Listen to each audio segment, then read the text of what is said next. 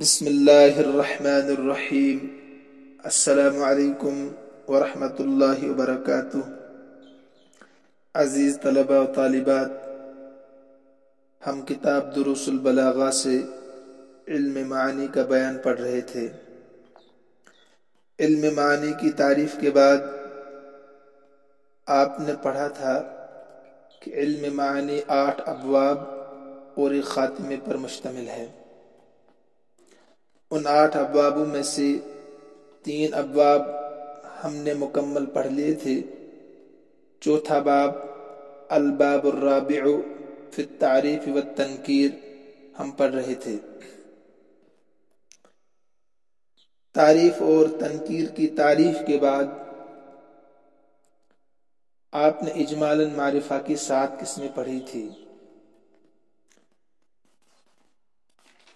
اور اس کے بعد ان 7 قسموں میں سے 6 قسموں کی تفصیل بھی آپ کے سامنے الحمدللہ آ چکی ہے۔ مجھے امید ہے کہ آپ وہ 6 قسمیں سمجھ گئے ہوں گے۔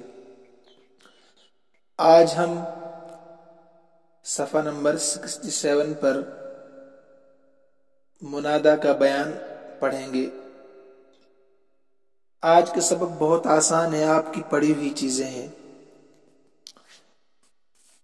کتاب میں عبارت دیکھیے، صفحہ نمبر 67 پر وَأَمَّا الْمُنَادَى فَيُؤْتَى بِهِ إِذَا لَمْ يُعْرَفْ لِلْمُخَاطَبِ عُنْوَانٌ خَاصٌ نَحْوُ يَا رَجُلُ وَيَا فَتَى۔ ندا کی مکمل بحث انشاء کے بیان میں آپ پڑھ چکے ہیں۔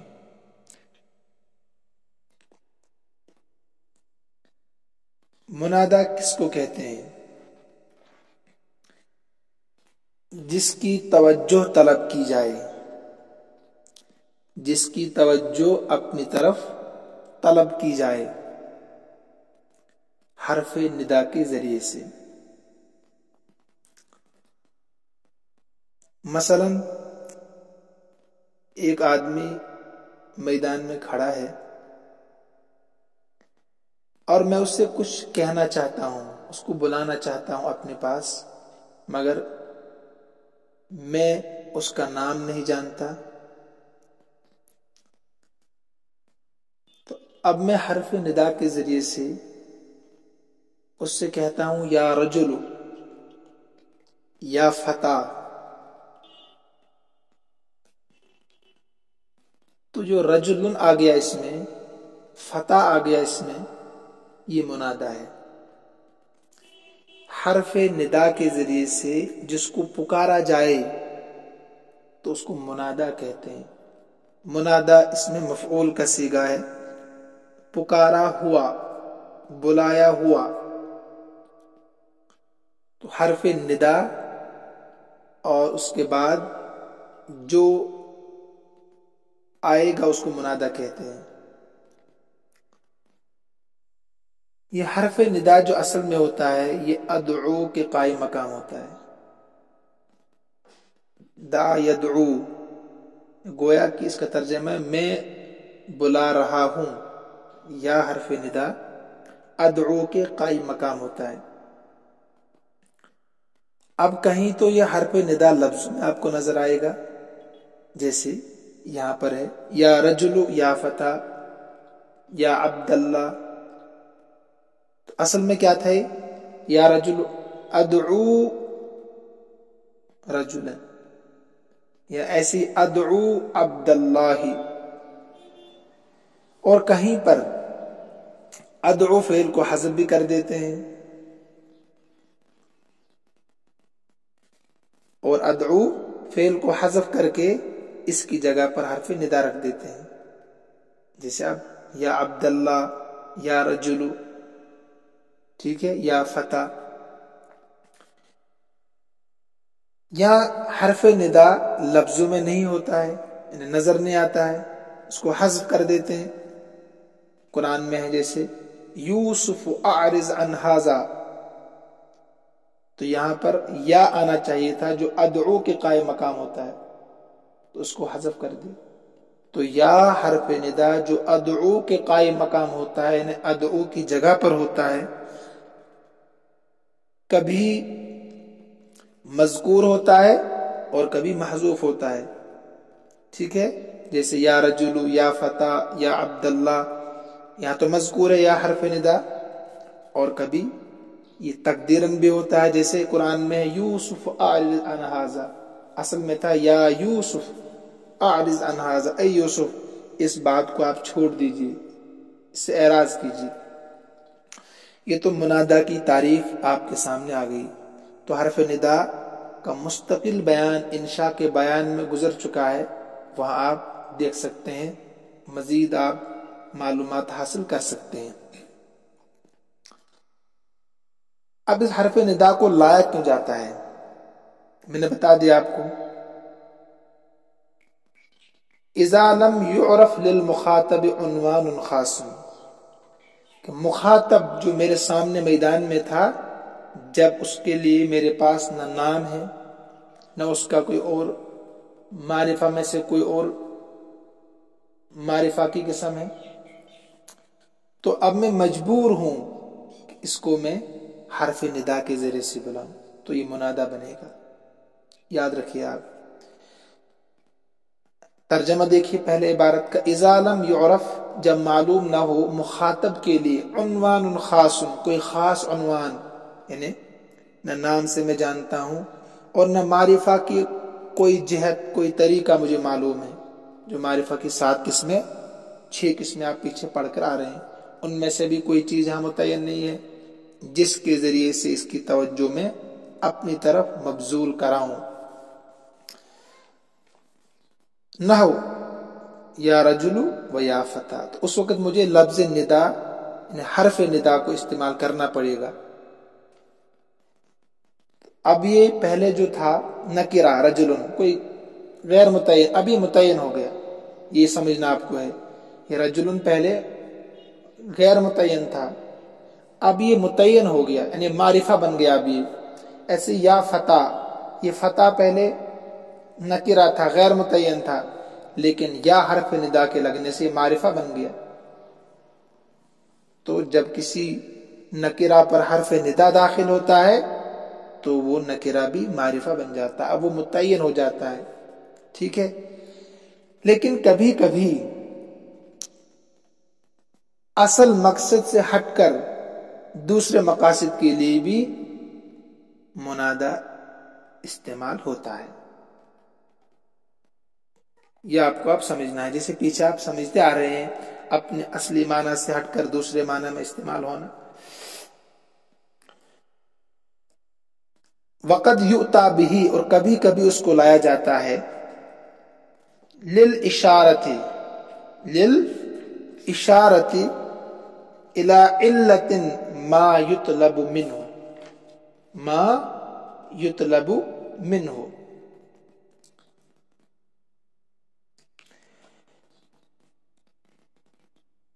للاشارۃ الی علت ما یطلب منہ، اور کبھی لایا جاتا ہے منادا کو ایسی علت کی طرف اشارہ کرنے کے لیے، للاشارۃ الی علت ما، ایسی علت کی طرف، للاشارۃ اشارہ کرنے کے لیے، یطلب منہ، یطلب منہ، جس کی وجہ سے اسے کوئی چیز طلب کی جا رہی ہو، یطلب منہ، اس سے کوئی چیز طلب کی جا رہی ہو، ما،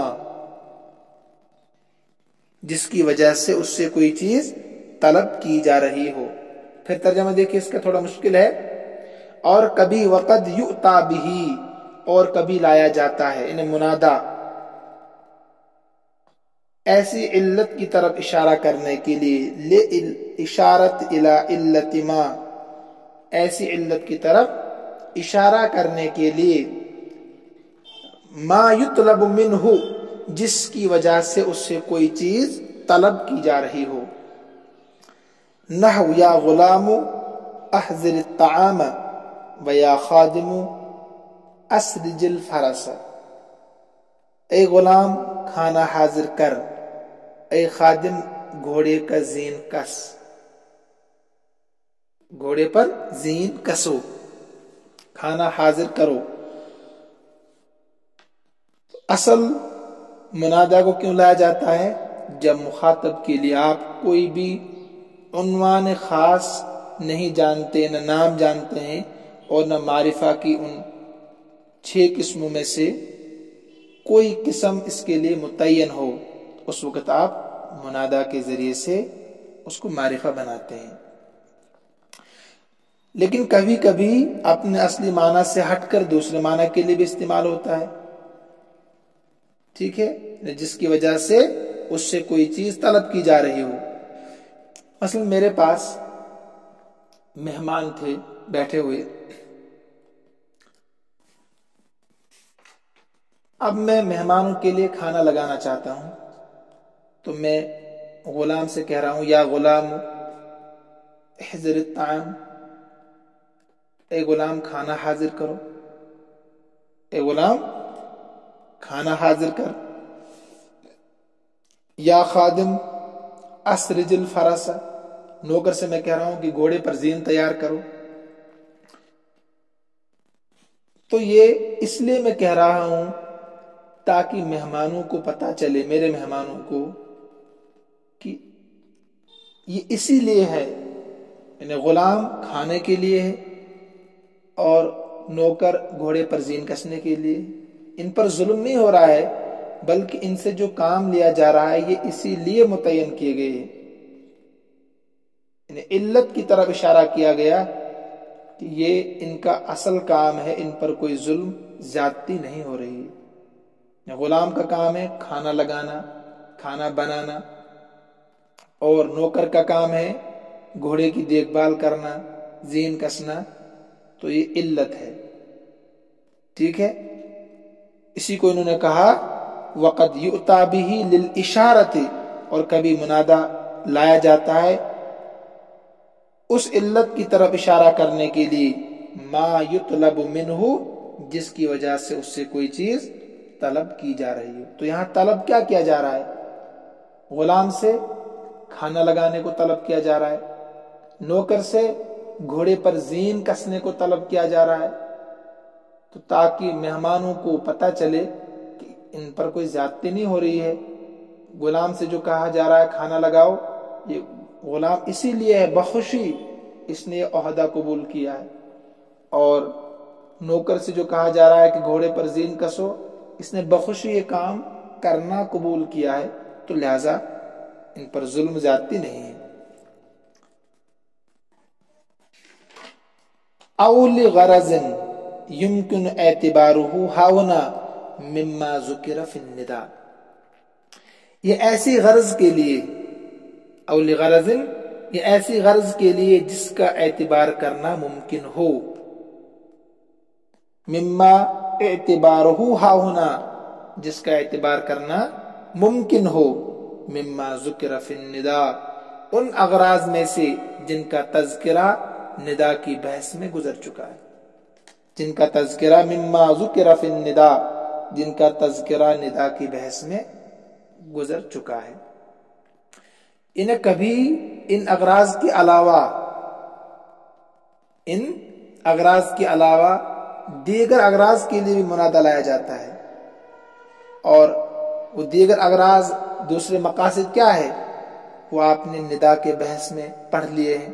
مثلا اقرار آپ نے پڑھا، زجر، تحسر، تذکرہ، صفحہ نمبر 44 اور 45 پر، 44 اور 45 صفحہ نمبر پر وہاں تفصیل آ چکی ہے اسی کتاب میں جو آپ پڑھ رہے ہیں، تو وہاں آپ دیکھ سکتے ہیں کہاں کہاں پر اس کا استعمال ہوتا ہے۔ اسی کو کہا او لغرض، یہ ایسے اغراض کے لیے یمکن اعتبارہ، جس کا اعتبار کرنا ممکن ہو، ان اغراض میں سے جن کا تذکرہ ندا کی بحث میں گزر چکا ہے، مما ذکر فی النداء، جن کا تذکرہ گزر چکا ہے ندا کی بحث میں۔ یہاں تک تو بات مکمل ہو گئی، ٹھیک ہے۔ اب شروع میں جائیے آپ، جہاں آپ نے پڑھا تھا الباب الرابع فی التعریف والتنکیر، چوتھا باب تعریف اور تنکیر کے بیان میں۔ تو تعریف کی جو 7 قسمیں وہاں اجمالاً بیان کی تھی، اور اس کے بعد ان 7 قسموں کی تفصیل آپ کے سامنے آ گئی. 7 کی 7 قسمیں تفصیل کے ساتھ آپ کے سامنے آ گئی. اب وہاں دوسرا جز تھا فی التعریف و تنکیر، تو اب تنکیر کو یہاں سے بیان کریں گے. سمجھ رہے ہیں آپ؟ جو 2 جز بیان کیے تھے نا چوتھے باب میں، تعریف اور تنکیر، تو تعریف میں کیا آ گیا؟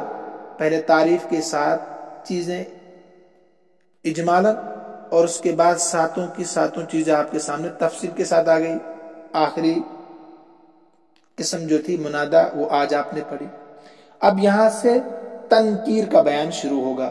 یہ بہت آسان ہے. تنکیر صفحہ نمبر 68 پر. امن نکرہ، امن نکرۃ فیؤتی بہ اذا لم يعلم للمحکی عنہ جہۃ تعریف کقولک جاء ہاہنا رجل اذا لم يعرف ما يعینہ من علم او صلۃ او نحوہما.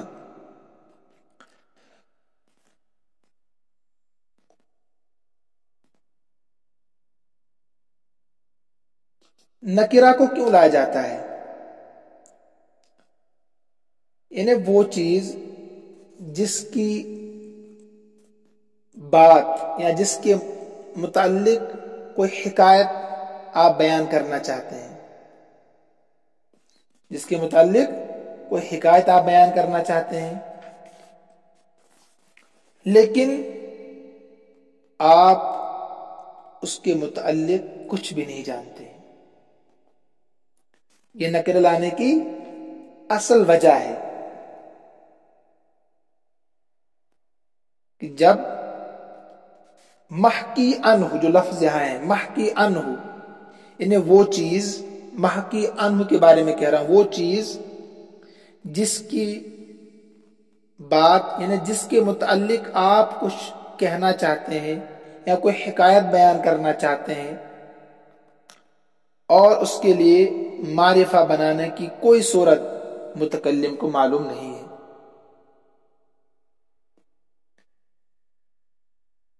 کسی فرد کے متعلق آپ کوئی بات کرنا چاہتے ہیں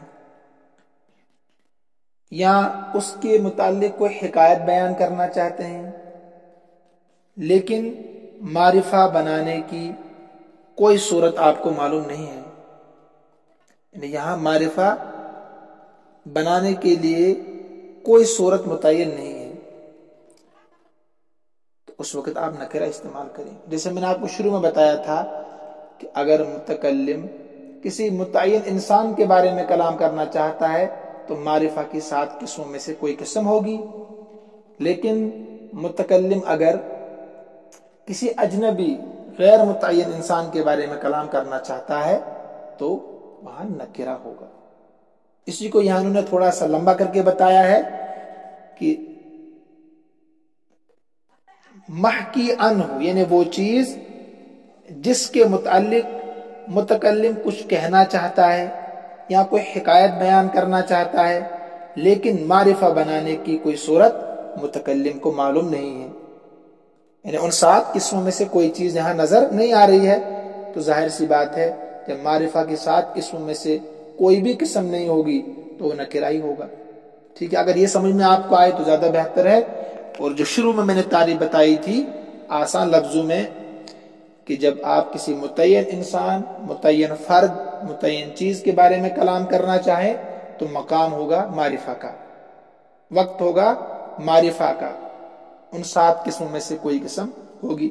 لیکن اگر آپ غیر متعین انسان کے بارے میں، فرد کے بارے میں، شے کے بارے میں بات کرنا چاہتے ہیں تو وقت ہوگا کلام میں نکرہ استعمال کرنے کا. آسان لفظوں میں یہ سمجھے آپ.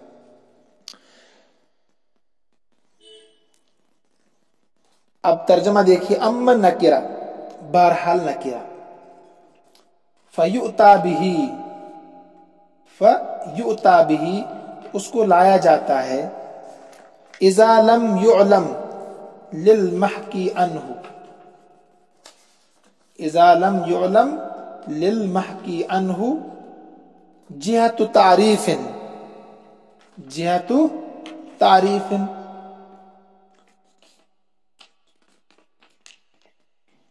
बहरहाल नकिरा उसे लाया जाता है जब मुतकल्लिम को महकी अनहु के मारिफा लाने की कोई वजह मालूम न हो। इज़ा लम युअलम, मालूम न हो, लिल महकी अनहु, महकी अनहु के लिए जिहतु तारीफिन, मारिफा बनाने की कोई सूरत। ठीक है, जो मैंने आपको बता दिया आसान लफ्जों में, महकी अनहु के माने जिसके मुतालिक आप बात करना चाहते हैं, कोई हिकायत बयान करना चाहते हैं। जैसे तेरा कौल जा हाहुना रजुलन, यहाँ एक आदमी आया। अभी रजुलन देखिए, आप उसको जानते नहीं, तो आपने कहा यहाँ कोई आदमी आ गया। इज़ा लम युरफ, जब नहीं मालूम है, मा युअय्यिनुहु, मा युअय्यिनुहु, जिसको मुतय्यन कर दे, जिसको मुतय्यन कर दे, अलम में से, यानी अलम तो मुतय्यन करता ना, ज़ैद कहना अभी मुतय्यन हो गया। अव सिलतिन, या सिला भी मालूम नहीं है। अव नहविहिमा, अव नहविहिमा, या इस जैसे दूसरी चीजें, यानी उन मारिफा के 7 किस्मों में से कोई भी किस्म यहां पर नहीं है तो नकिरा कहलाएगा। वक़द युता बिहा लिअग़राज़ उख़रा, अब वही बात फिर आ गई हर एक के बारे में। और कभी कभी नकिरा को लाया जाता है दूसरे मकासद के लिए भी। असल क्या है? असल क्या है कि जब मुतकल्लिम को महकी अनहु के मारिफा लाने की कोई वजह मालूम न हो, 7 किस्मों में से कोई किस्म नहीं है, और मुतकल्लिम उसके बारे में कुछ कहना चाहता है, कुछ बताना चाहता है, तो वहां नकिरा इस्तेमाल होगा। ये असल है, इसको जहन में रखते हुए। लेकिन जब ये ना हो, ये मकसद ना हो मुतकल्लिम का, उस वक्त नकिरा दूसरे मकासद के लिए इस्तेमाल होगा। अत-तकसीर व तकलील, तकसीर के लिए और तकलील के लिए। तकसीर हो गया ज्यादती बताने के लिए, तकलील हो गया कम बताने के लिए। नहु लिफुलानिन मालुन, फुला के लिए माल है। व रिज़वानुम मिनल्लाहि अकबर, और खुशनुदी अल्लाह की तरफ से बड़ी चीज है। तो लिफुलानिन मालुन, जो मालुन है ना, मालुन, इसके आखिर में जो तनवीन है, इसकी वजह से नकिरा है ना, तो मालुन नकिरा है। लेकिन यहां पर ये तकसीर के लिए, इन्हें बहुत ज्यादा माल बताने के लिए, कि फला इंसान के पास इतना माल है, ला तुअद्दु वला तुहसा, जिसको शुमार में नहीं लाया जा सकता, गिना नहीं जा सकता है। तो ये नकिरा यहां तकसीर के लिए, बहुत ज्यादा माल बताने के लिए। और दूसरा जो रिज़वानुन है, ये भी नकिरा है, यहां पर ये तकलील के लिए, इन्हें अल्लाह की बड़ी खुशनुदी, वो तो काबिल तारीफ है ही, मगर अल्लाह की अगर थोड़ी सी भी इनायत हम पर मबजूल हो जाए, यानी अल्लाह की थोड़ी सी भी इनायत हमारी तरफ मुतवज्जे हो जाए, खुशनुदी, तो बेड़ा पार हो जाएगा। बोलते हैं ना, अल्लाह अगर थोड़ा सा भी करम करे तो हमारा काम हो जाएगा। तो रिज़वानुन, थोड़ी सी खुशनुदी, मिनल्लाह, अल्लाह की तरफ से, अकबर, बड़ी बात है। तो पहला नकिरा जो था मालुन, इससे तकसीर बयान हो रही थी, बहुत ज्यादा माल। और दूसरा नकिरा जो है रिज़वानुन, इससे तकलील मालूम हो रही है, अल्लाह की थोड़ी सी भी खुशनुदी बहुत बड़ी बात है। आई मालुन कसीर, ने मालुन की तारीफ, बहुत ज्यादा माल, व रिज़वानुन कलील, और थोड़ी सी खुशनुदी। ठीक है, तो नकिरा कभी तकसीर के लिए और कभी तकलील के लिए। व ताज़ीम व तहकीर, ताज़ीम और तहकीर के लिए। नाउ जैसे लहू हाजिबुन अन कुल्ल अमरिन युशीनुहु वलैसा लहू अन तालिबिल उर्फ हाजिबुन। हाजिब दरबान को कहते हैं असल में, किसको? दरबान को। ये इसमें फाइल है, वाहिद मुज़क्कर, बाब नसर से है। रोकना भी इसके मनाते हैं, रोकना, دربان کو بھی حاجب کہتے ہیں، وہ بھی لوگوں کو اندر آنے سے روکتا ہے۔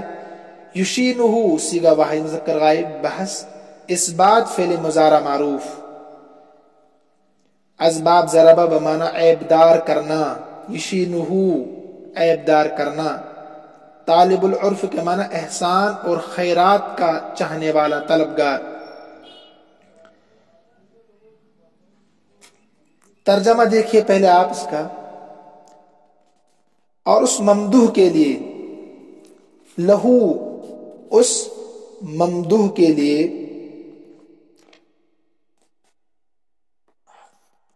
حاجبن رکاوٹیں ہیں، ان کل امرن ہر ایسے کام سے، یشینہ جو اس کو کیا کر دے، عیبدار کر دے، جو اس کو عیبدار کر دے، داغدار بنا دے۔ ولیس لہ ان طالب العرف حاجب، اور نہیں ہے اس کے لیے، محبوب کے لیے، ممدوح کے لیے، ان طالب العرف احسان کے طلبگار کے لیے، حاجب کوئی روکنے والا، کوئی رکاوٹ۔ اب یہاں پر یہ تو شعر کا ترجمہ ہو گیا، مطلب اس کا یہ ہے کہ جس سے میں محبت کرتا ہوں کہ برا کام تو کر ہی نہیں سکتا ہے، اگر وہ برا کام کرنا چاہے تو ہزاروں رکاوٹیں اس کے سامنے آتی ہیں، تو برے کام سے رک جاتا ہے، لیکن اچھا کام جب وہ کرنا چاہے تو اس کے لیے کوئی رکاوٹ نہیں ہوتی، اس کے لیے راستے کھلے ہوئے ہوتے ہیں، یعنی وہ اچھے کام بہت زیادہ کرتا ہے۔ تو پہلا والا جو حاجبن ہے، پہلا والا جو حاجبن اس میں ہے، وہ تعظیم کے لیے، یعنی اس شعر میں محل استشہاد پہلے مصرے میں حاجبن ہے، اور اس کا نکرہ ہونا یہ تعظیم کے لیے ہے۔ تعظیم کے لیے کیسے؟ جو ممدوح ہے، جس سے میں محبت کرتا ہوں، اس کے لیے برے کاموں سے رکاوٹیں ہیں، بہت زیادہ رکاوٹیں، برے کام اس کو کرنے نہیں دیتی ہے وہ رکاوٹیں۔ اور دوسرے مصرے میں حاجبن کا نکرہ ہونا تحقیر کے لیے، انہیں مانگنے والے، اس سے داد و دہش طلب کرنے والوں کے لیے کوئی رکاوٹ اس کے پاس نہیں، ہر ایک کو عطا کر دیتا ہے۔ تو پہلا طالبن تعظیم کے لیے، حاجبن تعظیم کے لیے، دوسرا حاجبن کس کے لیے؟ تحقیر کے لیے۔ والعموم بعد النفی، انہیں نکرہ جب تحت النفی، یہ پڑھا ہوا آپ نے، تو اس وقت وہ عموم کا فائدہ دیتا ہے۔ جب نکرہ نفی کے بعد آئے تو ما جاءنا من بشیر، ہمارے پاس کوئی ڈرانے والا نہیں آیا، تو یہ بشیر ما کے بعد آیا ہے، حرف نفی کے بعد، تو یہاں کوئی بھی بشیر، خوشخبری دینے والا نہیں آیا، عموم کا فائدہ دیتا ہے۔ فإن النکرۃ فی سیاق النفی تعم، بے شک نکرہ نفی کے تحت تعم، عموم کا فائدہ دیتا ہے۔ فإن النکرۃ فی سیاق النفی، یہ ترجمہ کریں آپ، بے شک نکرہ فی سیاق النفی، نفی کے تحت، یعنی نفی کے بعد جب آئے گا تو تعم، عموم کا فائدہ دے گا۔ وقصد فرد معین، نمبر 4، وقصد فرد معین او نوع کذالک، اور کبھی فرد معین اور نوع معین پر دلالت کرنے کے لیے آتا ہے، فرد معین اور نوع معین پر دلالت کرنے کے لیے آتا ہے۔ جیسے واللہ خلق کل دابۃ من ماء، اللہ تعالیٰ نے ہر چیز کو پانی سے پیدا کیا، اللہ تعالیٰ نے زمین پر چلنے والے جاندار کو پانی سے پیدا کیا۔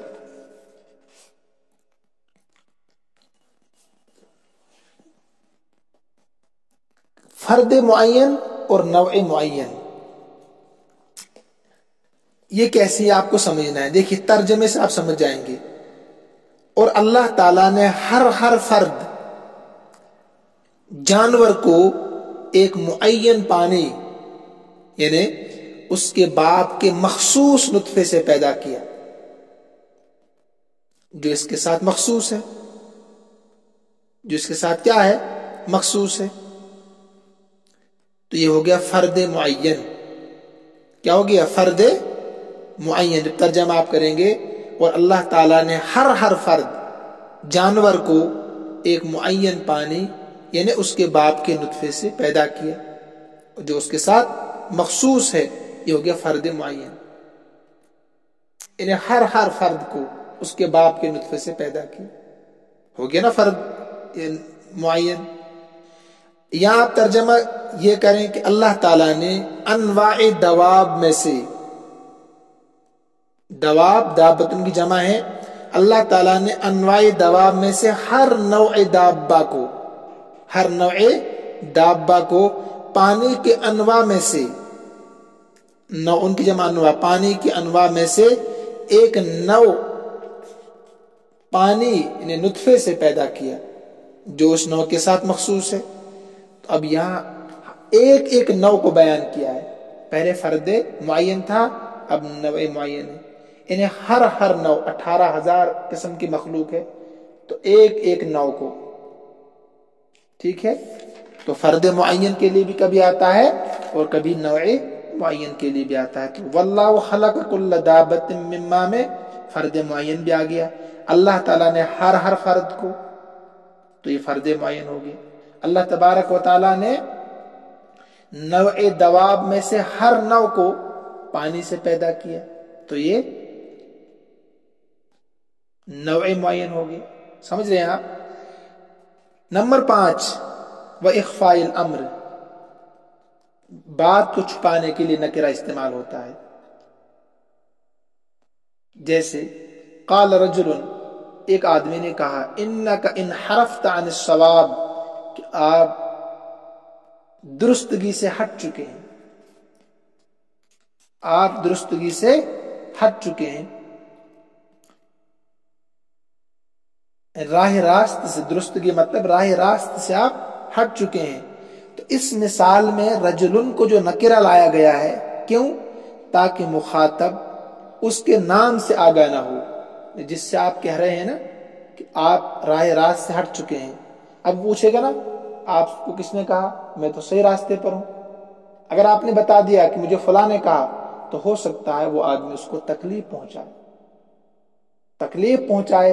تو اب آپ نکرہ استعمال کرتے ہیں، مجھے کسی کہنے والے نے کہا کہ میں نے سنا، کلاس میں سننے میں آیا، بولتے ہیں نا عموماً آپ کلاس میں نے سنا کسی سے. کیوں آپ چھپاتے ہیں؟ تاکہ یہ اس کو تکلیف نہ پہنچائے. تو مخاطب اس کے نام سے آگاہ نہ ہو تاکہ اس کو نقصان نہ پہنچائے. تو لہذا آپ کہتے ہیں کہ انک ان حرفت عن الصواب قال لی رجل، کہ آپ راہ راست سے ہٹ چکے ہیں، مجھ سے ایک آدمی نے یہ بات کہی. نام نہیں بتاتے ہیں آپ.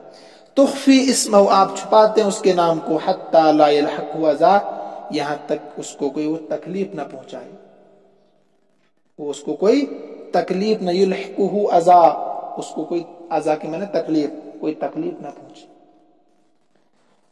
تو لہذا